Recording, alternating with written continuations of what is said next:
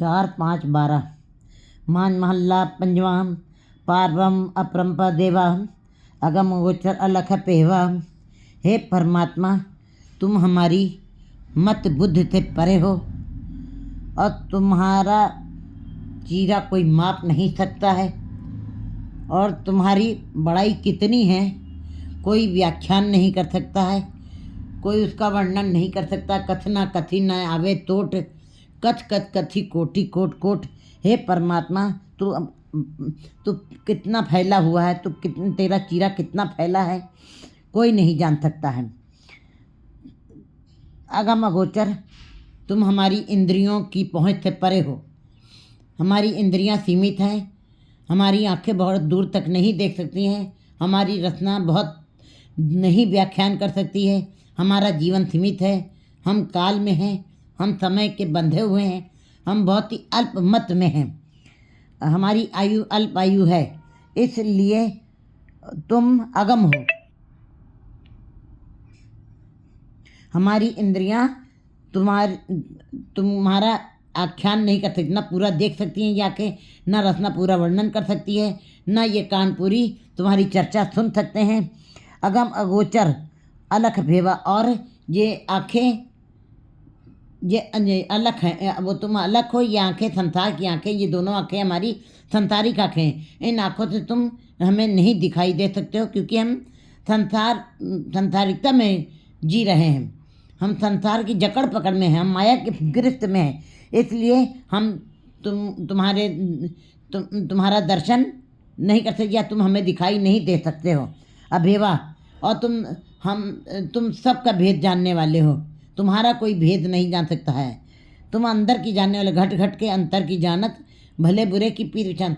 तुम सबके अंदर की जानने वाले, सबके दिलों की जानने वाले हो, लेकिन तुम्हारे अंदर की कोई नहीं जानने वाला है। खिन में अवर खिने में अवरा, क्या एक क्षण भर में क्या तुम कर दोगे ये कोई नहीं बता सकता।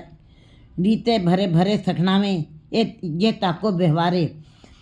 दीन दयाल कृपाल गोविंदा हर त्यावो गुरमुख गाती जियो।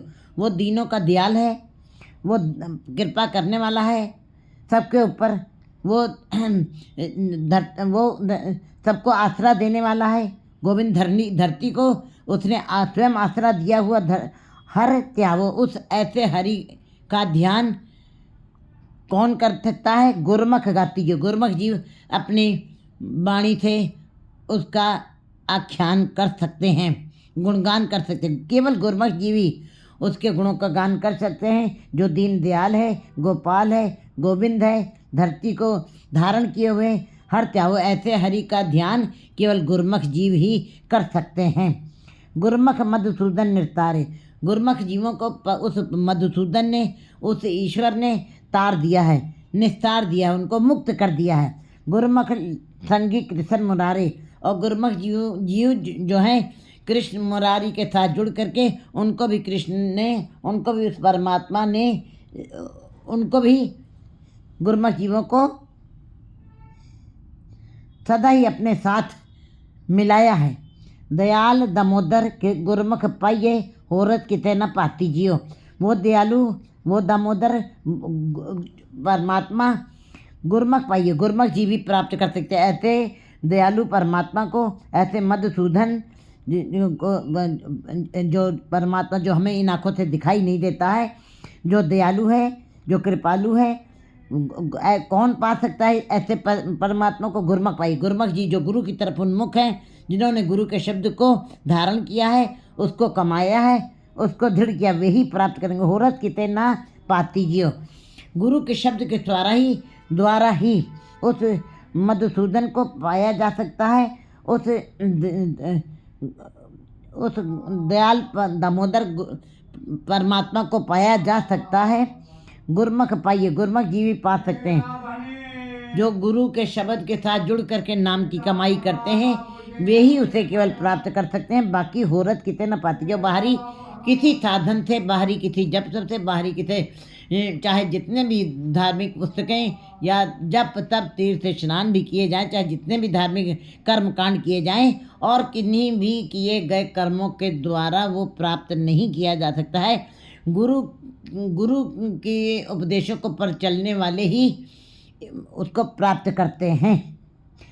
निराहारी केशव निर्वैरा, वो परमात्मा निराहारी है, वो केशव है, वो निर्वैर है, वो किसी से वैर नहीं करता है।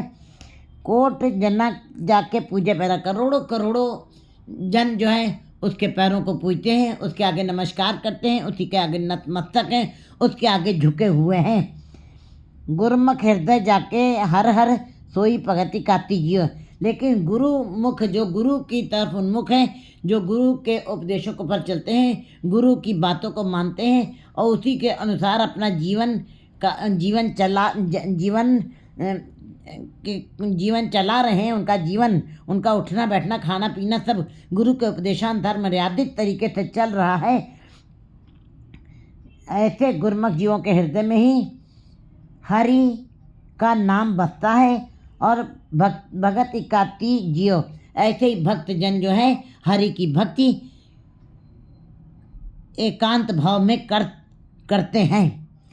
जो गुरु के शब्द के साथ जुड़े हैं, ऐसे ही गुरुमुख जन जो हैं वो हरि की भक्ति एकांत में बैठ करके करते हैं। अमोघ दर्शन बेअंत अपारा, वो परमात्मा अमोघ सारे हर तरीके से जीव को सारे पापों को ख़त्म कर देता है। और दर्शन बेअंत अपारा, और उसका दर्शन अमोघ है, जिसके साथ साथ जीव जो है मुक्त हो जाता, आज़ाद हो जाता उसके दर्शन करने से, जो बेअंत है, जिसका कोई अंत नहीं है, जिसको तोला नहीं जा सकता, जिसको नापा नहीं जा सकता, जिसको पूरी तरह कथन नहीं किया जाता है, वो इतना बेअंत है। अपारा, उसका पल्ला भी कोई माप नहीं सकता है, उसका पल्ला बड़ा ही विस्तृत है, उसका फैलाव है, वो हर तरफ फैला हुआ है, विस्तृत है उसका रूप है। वड समर्थ सदा दातारा, वो बड़ा समर्थ है, हर कार्य करने में वो समर्थ है। कोई भी जीव उसके जैसा शक्तिशाली नहीं हो सकता, क्योंकि उसने अपने जैसा कोई बनाया नहीं, वो लाशरीक है। उसके जैसा कोई संसार में है नहीं, जिसका शरीक को नहीं ना को कंटक वह राही, इसलिए वो बड़ा समर्थ है। वो अकेले में उसकी अपनी शक्ति काम करती है। वो स्वयं पूर्ण शक्तिशाली, वो राजाओं का राजा, महाराजाओं का महाराजा है। वो हर कार्य करने में समर्थ है। सदा दातारा, और सदा ही सबको दाते देता जाता है, जिसकी कोई गिनती मिनती नहीं है। यहाँ तक कि दाते लेने वाले तो थक जाते हैं, मर के खप के चले जाते हैं, लेकिन ये दातें कभी ख़त्म नहीं होती हैं, सदा ही बढ़ती ही जाती हैं। वो सदा ही उन दातों को बख्शता रहता है। गुरुमुख नाम जपे तित तरिये, गत नानक विरली जाति जियो। गुरु जी बता रहे हैं कि गुरुमुख जीव ही नाम को जप सकते हैं। जो गुरु के शब्द के साथ जुड़े हैं, गुरु के उपदेशों के अनुसार चलते हुए, शब्द के साथ दृढ़ करते हुए, वही उस परमात्मा नाम जपते हैं, वही इस बहुत सागर से मुक्त होके जाएंगे, तर के जाएंगे।